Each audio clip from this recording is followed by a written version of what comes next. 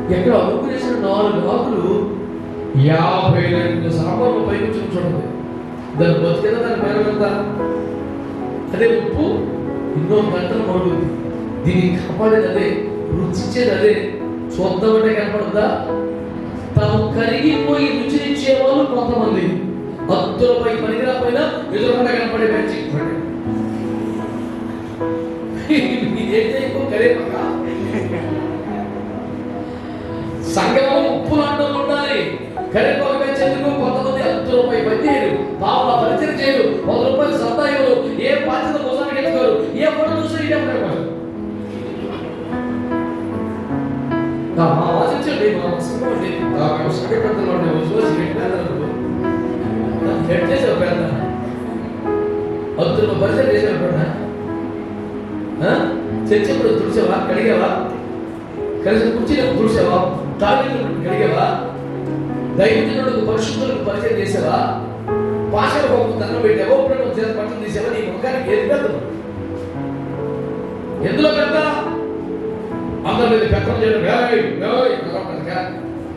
బెటెస్తా గోడ దగ్గర 30 సంవత్సరాలు పేసుకుంటాడు. అడిగి నీకు జాగ్రత్త అది సీనియర్ పోస్ట్ మంటపం ఆడటం కొత్త కొంచెం బెదపడుతున్నాడు. ఏ ఊరు ఇది మచ్చమే పడుతుంది లేక అయ్యా ఏంటి ప్రాబ్లం? తల్లపుగా ఉంటుందా? ఇలా కొనుక్కోవచ్చా? వెళ్ళు లాస్ట్కి వెళ్ళు.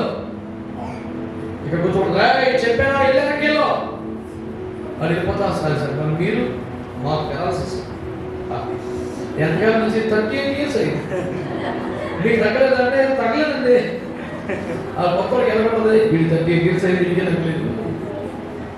ఇప్పుడు వచ్చా మన లిస్ట్ ఎప్పుడు పోతుందో అదే అప్పుడు తీసుకుంటున్నాడు కదా. ఇక్కడ మారు మనస్సు పొందని బతుకు, బుద్ధి, అలవాట్లు, మాటలు మారి ఈ పనికిలోను బట్టి కొత్తగా వచ్చే విశ్వాసం బలహీనపడుతున్నారు. వీడి మంచి ఖర్చు చూసుకుంటాడు, వీడి మంచి వ్యాన్ చూసుకుంటాడు, వీడికి మైక్ కావాలి, వీడికి పాట ఇవ్వాలి, వీడికి ప్రార్థన ఇవ్వాలి, వీడు పెద్ద కరిపోవాలి, వీడు 100 రూపాయలు వీడు. మీకు సంగతి తెలుసా? కరిపోక లేకపోతే పోపు తినవచ్చు, ఉప్పు లేకపోతే తినలేం. ఏ రకమైంది చెప్పరే? ఉప్పు పెట్టి ఉప్పేసుకుని తినేసండి. కరివేపాకు లేకపోతే అయ్యో అనుకోలేదు.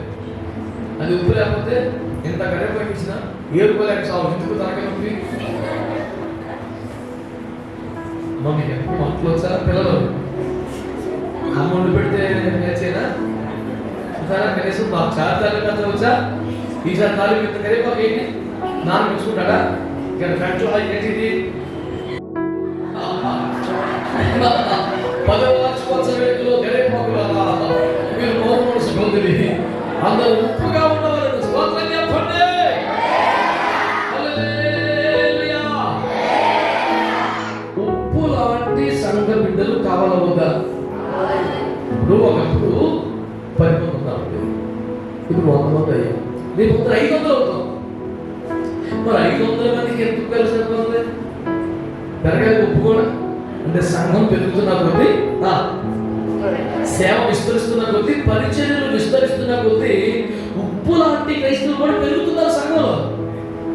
బాధ్యత కలిగిన వారు కరిగిపోయేవారు. మాకు స్టేజీ అక్కర్లేదు, మాకు ఫోటో అక్కర్లేదు, మాకు పేరు అక్కర్లేదు, మాకు ప్రదర్శన అక్కర్లేదు, మేము మరుగై దేవుని పరిచయం చేస్తామని మాకు కావాలి. జబదయి కుమారుడు అన్నట్టు బైబిల్ నా పేరు కనపడుతుంది మీకు? ఎవరాళ్ళిద్దరు? యోహాను, యాకోబు. వాళ్ళిద్దరు తల్లిగారు ఫుల్ సపోర్ట్. ఎక్కడికి ఇచ్చిన ప్రాంతం ఫస్ట్ రిలేట్, ఆపేసి రిలేట్, ఇంకోటి రిలేట్, మాట్లాడి తెలియలేదు. అస్తోత్రం మొత్తం బ్యాచ్ ఇది. చాలా గమనిస్తున్నారు, చాలా హుషారంగా, చాలా బాగా పరిచయం చేస్తారండి. అందరికీ వాళ్ళ మీద మంచి అభిప్రాయం. కానీ లోపల అసలు నాకు తెలుసా, యేసుప్రభు రేపు మమ్మీ వెళ్ళిపోతే ఆ కుర్చీ నేను కొట్టాను. ఈ బట్ట కూడా యేసు రక్తం చేయి అంత మాటని సెలెక్ట్ చేసి ఎందుకన్నానంటే యేసుప్రభు వారు పదే చెప్పేది, ఎవడైనా నన్ను వెంబడింప కోరిన యెడల వాడు తన్ను తాను ఉపేక్షించుకొని తన శిలువను ఎత్తుకొని నన్ను వెంబడించాలి. ఉపేక్ష అంటే వద్దనుకోవడం, అపేక్ష కావాలి. ఉపేక్ష అంటే వద్దు. నిన్ను నువ్వు వద్దనుకోవాలా, నీకు ఇంట్రెస్ట్ ఉండకూడదా, విరక్తి వచ్చేయాలా, వైరాగ్యం వచ్చేయాలా, నేర్చుకోవాలి. అలా అయితేనే ఉంటే వద్దు వద్దనుకునేవాడు రండి అంటే కావాలనుకునే వద్దండి మరి. అవునా కదా? 8 సార్లు అడిగారు దగ్గర ప్రభా నెక్స్ట్ ఎవరు, మాలో నెక్స్ట్ ఎవరు, ఈ తర్వాత నెక్స్ట్ ఎవరు, అదే నీ నోట్ ఒకసారి నా తర్వాత ఇదే ఒక మాట అదే చేయకపోతే చూసుకుంటా నెక్స్ట్. హల్లెలూయా. భాస్కర్ ఒకసారి ఆడియో ప్రసంగం చేస్తున్నాను, నా తర్వాత అత్త బ్రదర్ గారి ఒక్క మాట అంటే ఇక నడక వేరుగా ఉంటుంది. రేపు నుంచి చేతి తోలేకపోతే వేసినట్టుంది, డ్రెస్ మారిపోతే అరవడం మారిపోద్ది, పెద్ద వెళ్ళిపోతున్న. ఎందుకంటే ఆడు కరిగిపోతాడు కాబట్టి.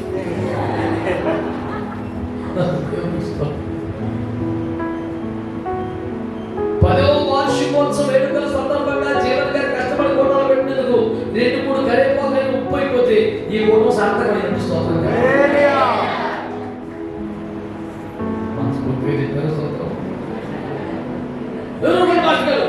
కష్టపడి కరివేపాకులు దగ్గర అయిపోయిన ఉంటారు. ఎంత అడుగునేసినా పైకి వచ్చేస్తారు. అన్నిటికన్నా వీళ్ళే ముందు మా చుట్టూ వాళ్ళ మామవుతాడు అంటే దేనికి ఎదగాలి బూస్ట్ కూడా పెట్టి ఎక్కడ వచ్చేది ఎక్కడ డబ్బులు అక్కడ అన్నారు. మాయా ఇక్కడికి వెళ్ళి రాజకీయాలు చదువుతున్నావు, ఇది ఫోటో పెంచింది వయసులో పెద్దలు కాబట్టి నువ్వు కరిగిపోగలబట్టి బాగుందని అని చెప్పారు. వయసునాన్ని గౌరవించాలిగా. దేవునికి స్తోత్రం అనండి. మీకేమన్నా అర్థమైందా? ఏమర్థమైందా? అయితే మీ తీర్మానం ఏంటి? కరివేపాక ఉప్పా? ఉప్పుగా ఉండకపోవడమే తప్పు. కరివేపాకులే సంఘానికి తుప్పు. దాన్ని విడిచిపెట్టలే ఉప్పు ఏసులకు ఏం చెయ్యి. చెప్పాలందరి గట్టిగా హల్లెలూయా. మీరు లోకమునికి ఏమై ఉండాలి అంటే ఏమవ్వాలి? కరిగిపోవాలి, ఆకారాన్ని కోల్పోవాలి, ఉనికిని కోల్పోవాలి, లేదా కనపడాలి, లేదా పైకి రావాలి. స్టీల్ ప్యాన్ కొంచెం కొత్తలో పెట్టే మఠకోసంలో ఒక 5,000 రూపాయలు సంపాదించాను. సభ పెడతా వచ్చాను భాష కొత్త సేవ ప్రారంభం. ఫస్ట్ క్లాస్ నుంచి అయిపోయింది ఆఖరి వచ్చి చంపేసుకున్నాడు. ఎవరు ఇక అసలు మర్యాద నీకు అసలు ఫస్ట్ కలపడానే ఉన్నాడు విద్యార్థి బాబు అంటే 5,000 రూపాయలు ఇచ్చాను. ఒక పాటలు ఇచ్చేవాడు. 5,000 రూపాయలు సంతా ఎందుకు ఇచ్చాడు? గరీబ్ షెట్లో ఉన్నాడు. 5,000 రూపాయలు ఇచ్చాడు స్టేజ్ మీద పిలవాలని. ఇప్పుడు వాళ్ళని సహోదరుడు చూడాలి గీతం మాత్రం అని పొడిగానికి వ్యక్తి మైక్లో వెలికి తిరిగిపోదాం మేనేజర్. రే నువ్వు ఉప్పు వలె కరగాలి. మామా ఉప్పు వలె కరగాలి, కనపడకూడదు, మురుగైపోవాలి, కానీ నీ రుచి సంతానం. దేవునికి స్తోత్రం కలుగుతాయి. హల్లెలూయా. ఓబద్య అని మా సహోదరుడు ఉన్నాడు, బైబిల్ పోతున్నాడు. ఆ ఓబద్య ఏం చేశాడు తెలుసా? దావీదు రాజ్యం కొరకు ఎలమందు తరబడి తన 400 మంది మనుషులతో పారిపోయి తలదాచుకొని సౌలు చేత తలపడుతున్నప్పుడు ఈ గుహలో ఆ గుహలో దాక్కుని పారిపోతున్నప్పుడు ఓబద్య అని ఒక ధనికుడు 100 మందిని ఒక్కొక్క గుహలో దాచి కొన్ని నెలల పాటు పోషించాడట. అతను ఇప్పుడు రాజ్యంలో లేడు, సైనికుడు వెళ్ళాడు, మంత్రిగా లేడు, ఏ పదవి చేపట్టలేదు. కానీ అరణ్యములో రహస్యముగా దేవుడి విడుదలను కాపాడి వారిని పోషించాడు. నెంబర్ 1 ఉప్పు అంటే ఓబద్య. స్తోత్రం చెప్పండి. హల్లెలూయా. మా ఓబద్య కూడా మంచి పాస్టర్ గారు అనుకుని సమర్పణ ప్రతిష్ఠ కలిగినోడే చేతి దిగనంటే వదిలాడు. ఉప్పని ప్రదర్శన కోరుకోదు, మరుగై ఉంటాడు. మంచి ప్రార్థన జీవితం ఉంది, సేవ ఉంది, అనేక ప్రాంతాల్లో బాధపడుతున్నాడు, దయ్యములు వెలగొడుతున్నాడు, రోగులు స్వస్థపరుస్తున్నాడు, ఉపదేశం ఎరిగినవాడు.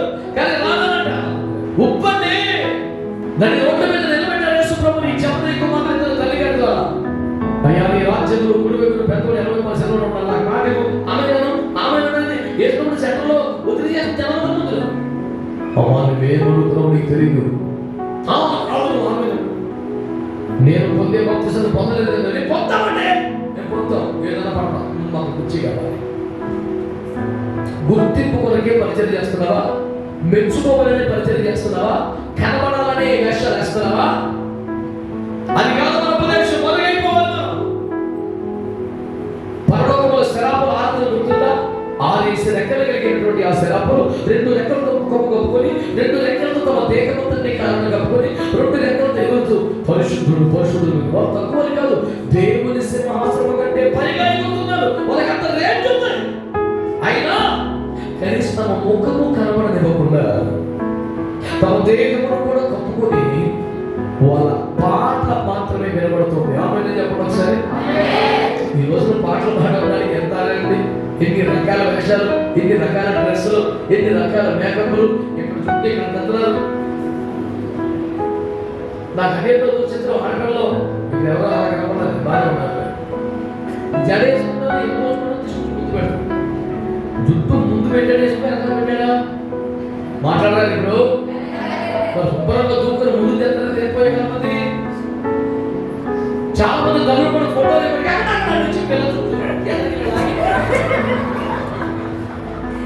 చదువుకే పెట్టలేదు, పిల్లలు బాగుపడతారు. ఆ చుట్టూ దేవుడు ఎక్కడ పెట్టాడు? మరి ఇప్పుడు వెనకాల చుట్టూ ముందు తీసుకోవచ్చు కదా, ముగ్గురు వెనకాల పెట్టుకోవచ్చు. అసిస్టెంట్ చేయించు 10,000 పడితే పోసేసి కుటుంబం. యేసు ప్రభు ఎలా చేశాడో ఒక్కరన్నా ఆమె ఉన్నారా? పేద ఉంటుంది కదండి. యేసు ప్రభు మనల్ని ఎలా చేశాడో అలాగే ఉండాలి. ఇప్పుడు ముఖ్యం అవ్వదు కదా, దీన్ని తిరగేసి పెడితే బాగుంటుందా? ఇప్పుడు గాలి ఆటమే కదా పెద్ద విషయం ఉంది, దీన్ని తిరగేసి పెడదాం. పైన కాకులు పక్షులు పట్టుకునే వస్తాం బాగుంటుందా? యేసయ్య మనల్ని ఎలా చేశాడో. మగపిల్లడు కూడా మొత్తం దూతాడు దూతాడు దూతాడు మళ్ళీ ముందు దిగుతాడు. ఏం భయం సొక్క పైకి పోతుంది, ప్యాంట్ కింద పోతుంది. ఏంటంటే లేటెస్ట్ ట్రెండ్ అనుకో, ఎట్లా ట్రెండ్ ఇది పగిలిపోతుంది. పనికి మళ్ళీ లేచాను, చిరిగిపోయిన ప్యాంట్లు, విరిచిపోయిన ప్యాంట్లు. ఆయన కూడా మొత్తం పిలికి చిరిగిపోయిన ప్యాంట్ వేసుకుంటారు, జారేసి అందరూ కలుపుసుకుని సోడ తీసుకుని 1000 రూపాయలు చేతిలో పెట్టి ప్యాంట్ కొనుక్కోవాలి. నేను వాడు పేలిపోయి అనుకో తీసేసి 2000 రూపీస్ అనుకున్నాను. ఎలా 10 రూపాయలు ఇచ్చి పుచ్చుకొని కొన్నాను.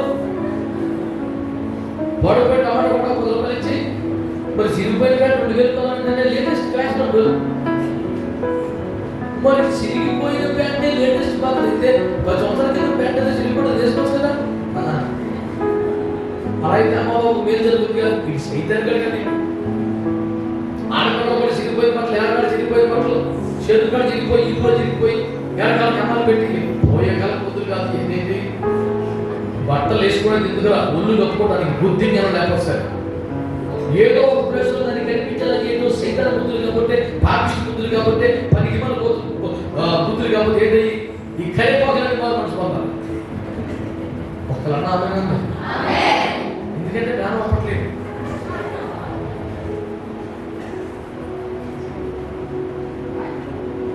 ఇదో ఎక్కడైనా చిన్న శరీరం కనపడితే సిగ్గుపడితే జాగ్రత్తగా కవర్ చేసుకుంటాక ఇబ్బంది పడేవాళ్ళు పిల్లలు. ఇప్పుడు లేదు ఇంకెంతగానో, ఇప్పుడు ఇంకెంతగానో ఏంటది వినాశకాలం విపరీత బుద్ధి అని చెప్పారు కదా, పోయే కాలం.